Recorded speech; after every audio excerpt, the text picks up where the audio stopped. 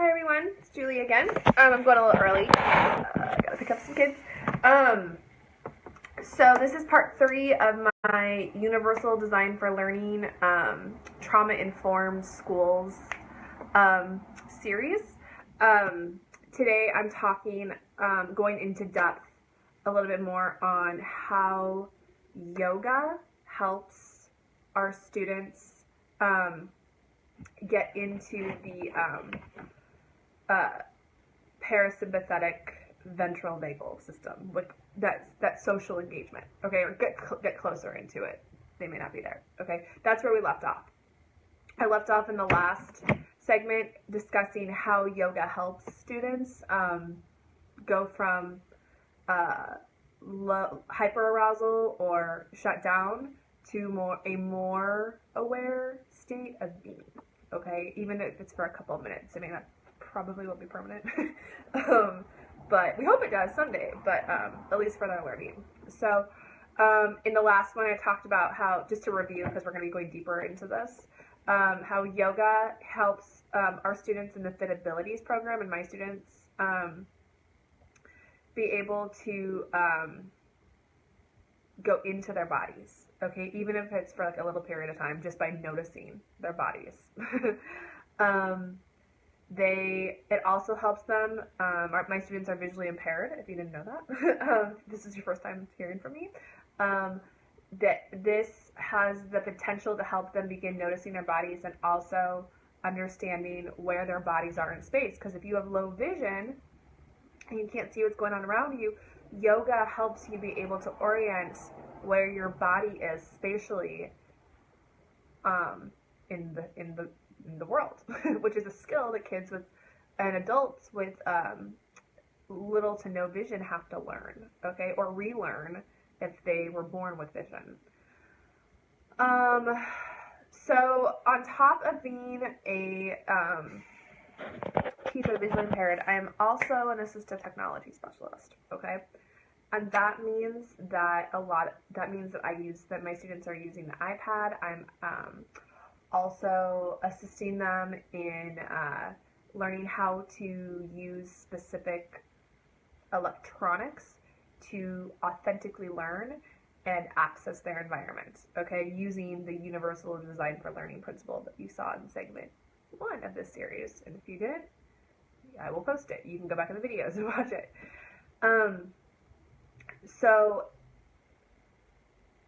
we're going for authentic learning with this yoga thing. So authentic learning is what we want to do with the yoga involved. We want to increase their ability to authentically learn, okay?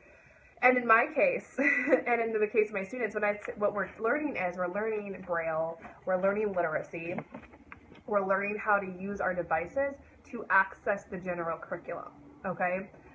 So what happens with the Fit Abilities program, for those of you that don't know the Fit Abilities program, you can go find us on Instagram at Fit Abilities Yoga if you want to, and you're going to see some examples actually from our Instagram page here in a second. But the yoga helps the students helps them regulate their bodies to do higher level engaged learning.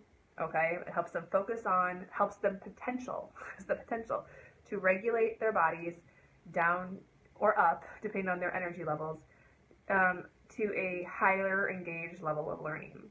It also gives them more hands-on learning experiences, and it also gives them gives us an opportunity to, and what we do is embed the assistive tech in with the learning. So it's pretty cool. So like we work with iPads a lot in teaching our students how to use the iPad in conjunction with their environment.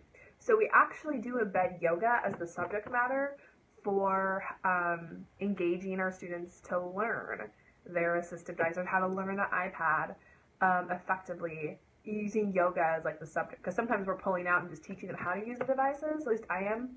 So we use yoga as the subject matter a lot, okay? So,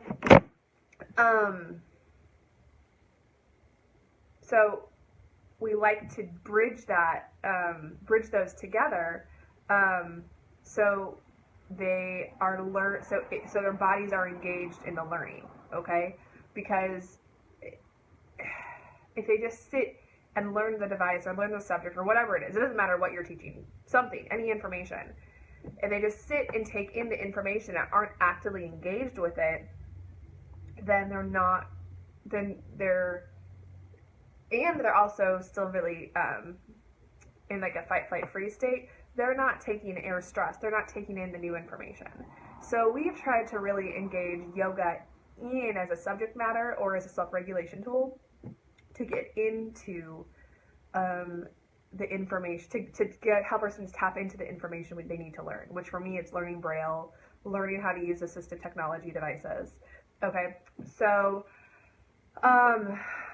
what we say is when they just sit and learn Braille or assistive tech, they are cut off from a large part of their authentic learning process. Like I said, so we bring the yoga in. Okay, so how do we do that? Okay, so I'm going to put my camera around. I'm going to show you a couple examples on our Instagram page at Fitabilities Yoga. Okay, so this is one way that so this is what you're going to be coming up here. Hold on a second. Okay, so this is an image of an iPad that my student uses, and this is a screenshot of of the magnifying glass, or the magnifying function on her iPad. And we wrote the names of yoga poses on her notebook, on some notebook paper in large black ink, and she had to use the iPad as a low vision device to read the names of the yoga poses that she was going to do using the magnifying feature on her iPad, which was serving as a low vision tool or a zoom or an enlarging tool for her. So that's one way that we engaged our curriculum that our students need to learn into our instruction.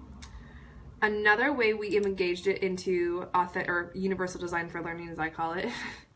Let me get into another one.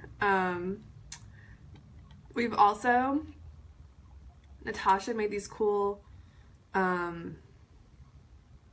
games where the students read the name of the Braille.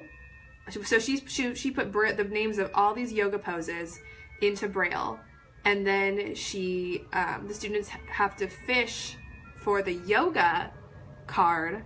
So these are fishing sticks right here. So here are the fishing rods, okay? Here are the Brailled yoga cards. And then the students have to fish for the yoga cards, and then they have to read the Braille to figure out what yoga pose they have to do after they catch the fish. So it's catch the yoga card, okay? So that's one way we've integrated yoga as a subject matter into our universal design for learning plans. Let's see, this is our Fitabilities yoga page. I'm seeing if there's anything else subject-wise. Okay, here's another one we've done. Natasha also created a board game for students to play with when she visits them in the community for one-on-one yoga. Many of the Braille games that Natasha creates exposes the students to reading yoga poses in Braille, noticing the way their body's feeling yoga poses, and also building a mentorship relationship with Natasha. Okay, that's more about our program, but that's the idea. Is these games, because almost all of our students are working either on how to use our low vision device to access the yoga activity we are doing during the school day, the TBIs and the yoga teacher, or we're using yoga as a subject matter to teach them how to read Braille. And then also we're actively engaging them in the Braille that they are reading. So if they read up dog on one of these yoga cards, then they have to perform up dog and then also go along with the game. So it's pretty cool. So once again, they're learning multiple skills at the same time. They're learning, all kinds of things. So those I think are the big Oh, we also, we do integrate yoga into our literacy. We bring, as well.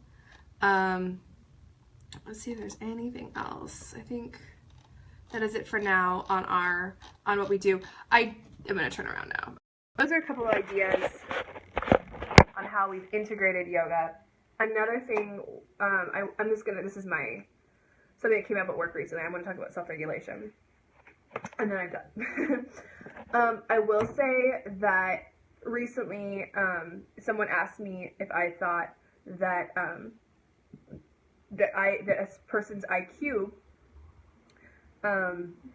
would dictate whether or not a child would be able to self-regulate. And this came after there was a report of a child that did have a diagnosis of lots of mental illness, but she had a really high IQ. And someone asked me if I thought that her ability to self-regulate, she'd be able to self-regulate better if you had a high IQ. And the answer is no.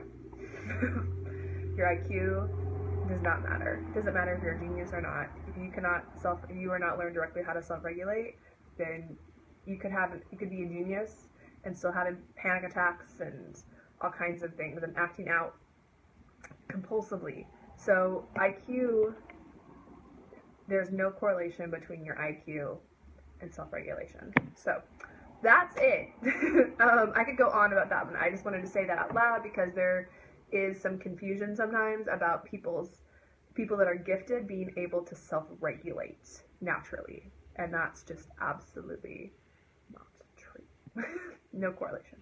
All right, that is it. Have a good one, everyone. I will put all of these on our Integrate space, and I will post them up here so you guys can have a link so you can watch all 3 of these if you haven't watched any of them. So I'll be putting those on there probably by the end of the week. That's it. Have a good one, everyone. Bye.